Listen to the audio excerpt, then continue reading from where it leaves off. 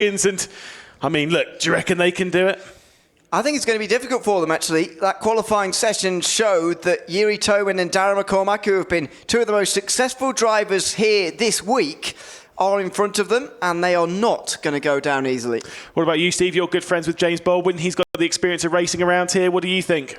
Well, I think it's going to be really tough. We have seen Redline move forward in their races, but McCormack is the man to beat. He's been so good around here, so he's the main man that they're going to have to try and get ahead of. Very much so. Earlier on in the day, it was Darren McCormack from pole position, able to take victory. Will he do it again to deny BMW M Team Redline Red Bull Sim Racing? We head on to 8 laps around this iconic circuit with McCormack, with Toman, and with an all-red line row number 2 with Job and Siggy alongside. That short run down into the first complex of corners at 1 and 2 begins here with McCormack leading away. How aggressive does Redline go when they need the victory to take the crown? We go into the first corner with McCormack leading. They go side by side. How did it all unfold? Out wide, they're playing it safer. Team Redline. It's still going to be McCormack leading from Toman, but importantly, Siggy and Job survive. And Fiala slipped back there as well as far as Virtus.pro scoring points is concerned. Side by side between Kevin Ellis Jr. and Sebastian Job through the first sector. My goodness, this is going to be tight through here. Still side by side, door to door again. Into the double left-hander, they're still going. Kevin Ellis Jr. now on the outside line. He's still there. He's just off the circuit. And now here comes Jeff Rietveld. Yeah, that's crucial for the race that Siggy and Job managed to stay in front, stay in 3rd and 4th. Now they can just work towards moving up towards Toman and McCormack. But yeah, that was crucial that they stayed ahead there. Toman and McCormack almost need to work slightly together to deny Team Redline here. Kevin Siggy will be in tow. It's a track that favours the Aston Martin a little bit as they're going out wide, going side by side with Wojtek Fiala. It was Jeff Rietveld squeezing his way off. You've got in the background Chinchik going out wide as he goes side by side with Mikhail Statsenko. Luke Bennett in 12th position, unable to make any further progress as he goes side by side with Chinchik himself as they work their way through turn 17 and out onto the back stretch. McCormack, importantly, with a 6/10 lead. And when you get to that point, when it builds over 7/10 of a second, he's almost unbeatable as Jeff Rietveld trying to work his way past Fiala. And he just fights him off there, does Fiala. Good job from him. At the moment, though, Virtus.pro are not scoring enough points. Only 45 of the 58 that they need. They need Kevin Ellis Jr. and Wojtek Fiala to move forward and start scoring some of those big points. Yeah, these gaps have opened up quite a lot on this opening lap with Job having to fight off Kevin Ellis Jr. He's already a second behind Siggy, and this is looking pretty good for McCormack. He's so quick and he can control the race from the front. He's got a solid gap. What's going on at the back there?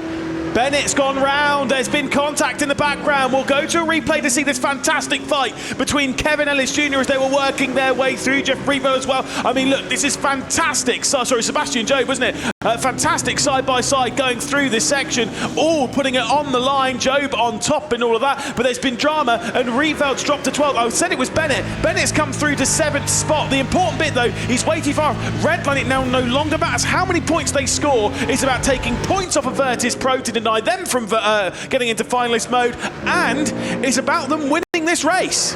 Absolutely.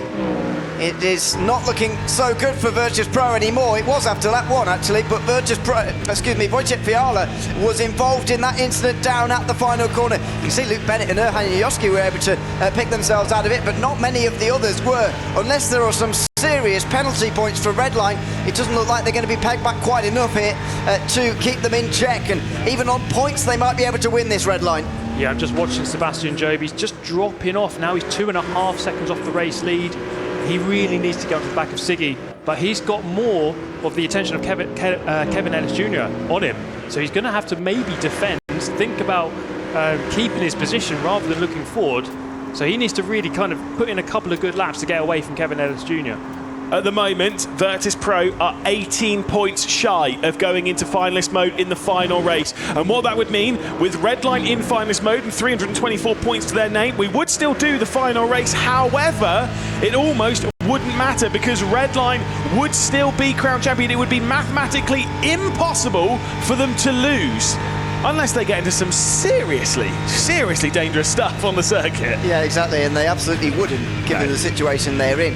They're also 65, Virtus.pro, this is 65 points in front of Team Vitality, so they could be caught for second, and that's why the final race will happen, because there is a difference of 40 grand in prize money, I think, between second and third. So those two teams will absolutely race that out, but Virtus.pro certainly favourites to take that. That's almost your invoice for this, isn't it? Thanks for that. Oh, had to do that. Had to do it. Either way, Kevin Siggy, who's in that third spot. I mean, look, he needs to win this race, but at the moment, Steve, he's a little bit too far back. Oh, what's happened to Job? Yeah, Job's just dropping back. I think he's having to defend. There must have been a bit of a tangle there, because the gap was 2.5 seconds about a lap ago to the lead, and now it's about 3.8. So as I said, Job really not got quite the pace he would have liked. He's looking backwards, as we can see, at Kevin Ellis Jr. And, you know, Kevin Ellis Jr. just really trying to disrupt Job from making forward progress. Now then, this is what I've been looking forward to watching. Now, Wojciech Fiala is in front of us. I think it's Riyadh on the outside here, in towards the corner. That's weird. Fiala they get comes sort out of the connected together, and yet there's nowhere to go really when you're stuck in behind like that. Fiala kind of drifts off the apex slightly into the side of Riyadh, and that was what caused that spin. So if you're going to blame anyone, it probably would lean a little bit towards Wojciech Fiala, which would then cost even more penalty points to Virtus.pro, and then make their journey into finalist mode even harder.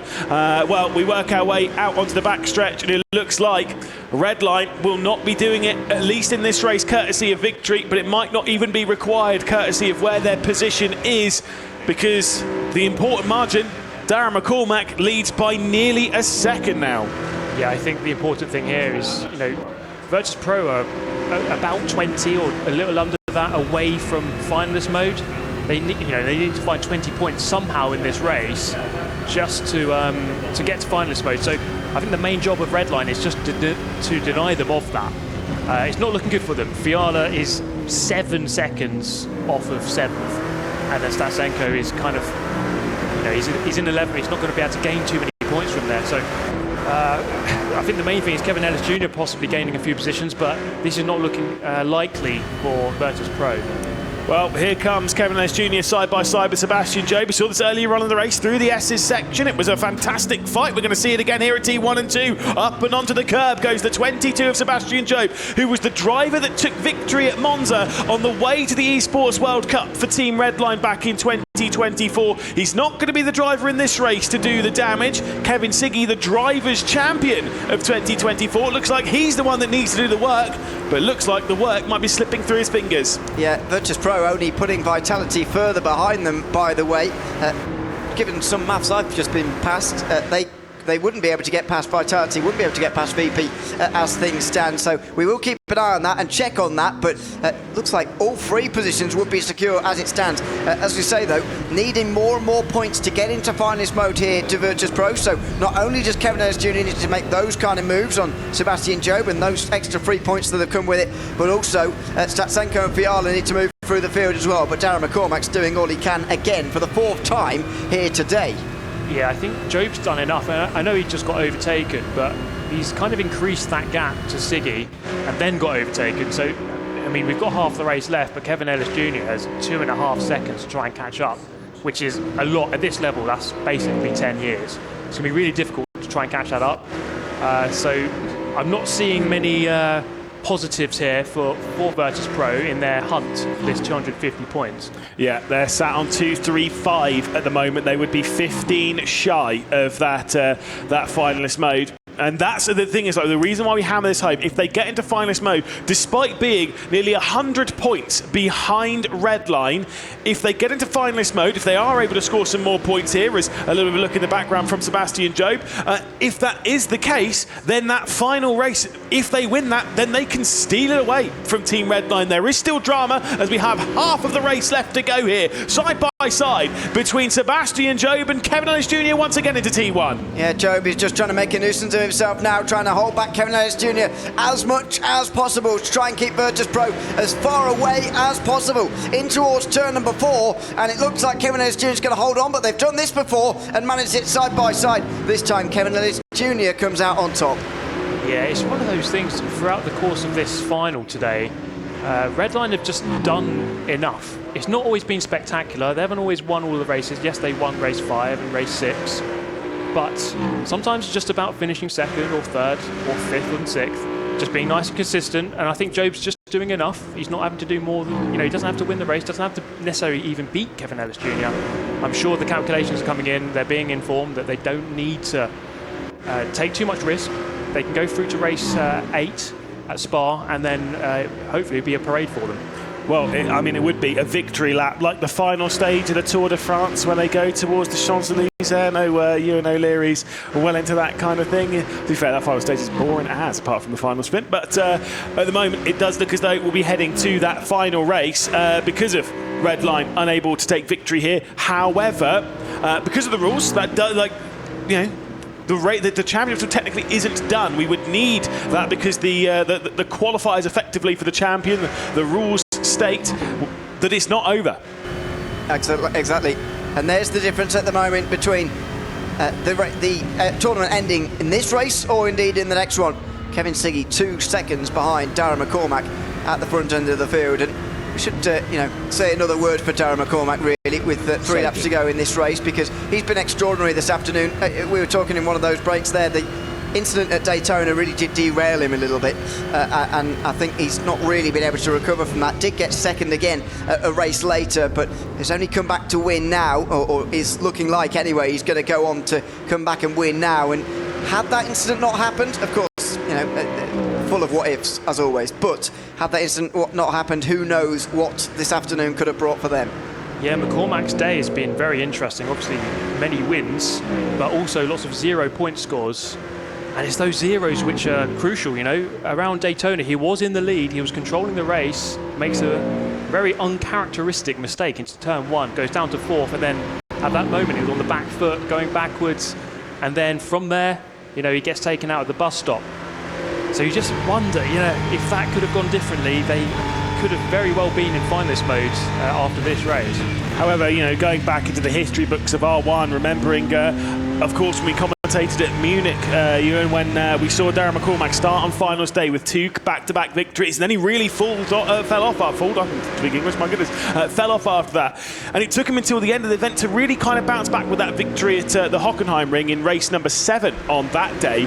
However, this Darren McCormack, I think, has been slightly different. It's been a bit more dominated. It's been a bit more calculated. It's been a bit more mature. And I know there's been those mistakes, but some of it's been bad luck as well, and that happens in this. The fact is, he has scored so well and so consistently and has won quite a lot when it has mattered the most.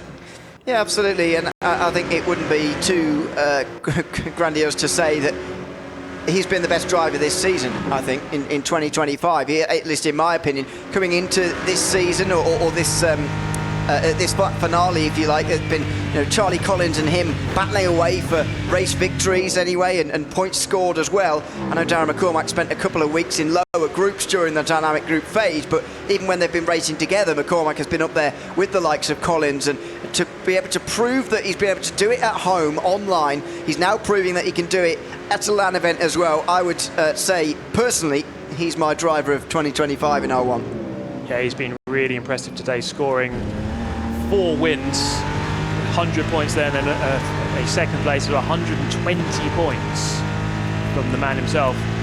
So really, really good day, I'd say, overall from McCormack, and definitely the standout driver for me. The Team Redline drivers, though, they've all shown that they can be strong on their day. They've all contributed to the point score, and I think that is proving to be crucial. Obviously, it is a team championship. You need all 4 drivers to be performing.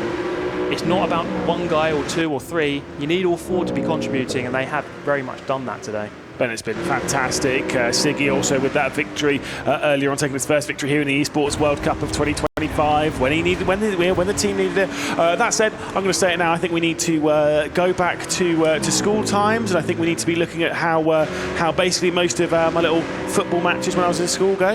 Last goal wins. I think just stick everyone in finalist mode for the last race. Let's go for it. That would be fun, wouldn't it? But I think the drivers would throw in a apocalyptic tantrum. Well, no, I think Redline would. I think Redline. Sorry, yeah. Virtus.pro would be like, oh, yeah, go on. You're absolutely right. Virtus.pro and Vitality would go, all right, I actually quite like this rule, but yeah, Redline, yeah. And rightfully so, by the way, they would throw an apocalyptic tantrum because they've worked hard for this. The fact they've, by the way, got their average back up again is really impressive. We've not spoken much about the averages because it hasn't mattered too much, but towards the beginning when they were against Virtus.pro and they were neck and neck, average was quite low by Team Redline's standards, certainly in terms of this week and in events past as well. But in these last couple of races, they've really stepped it up again to another level, and they've got their average now out to a really high number. They're over 40s in the average again, over 45s-ish. I haven't got the number in front of me. Oh, it's literally like, what is it? What is it? It's in the 40s, just over 320 after 7. So yeah, truly impressive. They probably deserve to be leading the championship right now on their way to the World Cup. Yeah, we are now on to the final lap of 8. It's very much calmed down, this race. I do sense that the teams have just kind of decided, you know what, we're not going to be able to, well, Redline, we're not going to be able to win this race. We're just going to have to wait for the 8th and final race of the day. And it's very much settled down after the initial chaos of the opening 3 laps. Yeah, certainly so, which, to be fair, considering how Jeddah normally races, that's kind of unexpected. We have seen this before when it comes down to the wire. You sometimes have those races where you would expect it to go absolutely haywire, and sometimes it just goes super calm as everyone just tries to balance their way through the race. Yeah, and it's unusual for Jeddah to be one of those circuits where it's gone calm. It's been absolutely on fire this week, this circuit, in terms of the racing that we've seen. So, yeah, thoroughly enjoyable, especially on day one. Really sort of kicked day one off for me with its second appearance. But, yeah, either way, it looks like it's going to be Darren McCormack again. Yeah, he's been so good today, especially around Jeddah. It was always going to be him to deny Redline once they got to finalist mode. They were probably kicking themselves that it came to Jeddah at that exact moment, because McCormack has been untouchable around here. It's a fantastic drive once again around the streets of the Jeddah Corniche circuit for Darren McCormack, someone who came into the day with such confidence, and he's proven that confidence. It will be a 4th victory for him and Virtus.pro here today, but it won't be enough. It seems as though we still might need the final race, but the champion's key will not be crushed. BMW M Team Redline, Red Bull Sim Racing is set to hold the 2025 Esports World Cup. Darren McCormack will come across the line to take an excellent victory, but he still looks disappointed. What more could I do, he thinks. McCormack wins at Jeddah, but Redline wins the whole thing. It'll be $200,000 to them. They'll still need to do the last race as a technicality, but it seems as though the road is over. And you can see it there on Darren McCormack's face and the faces of those from Team Redline. They know now the job is almost done. Just one last race for them to crown themselves Esports World Cup champions. And Virtus.pro acknowledge that they have come off second best here. They've had a good tournament nevertheless to end up in second place, I must say. But Redline know now that they won't be caught. They shouldn't be caught. And it should be BMW's title again. Redline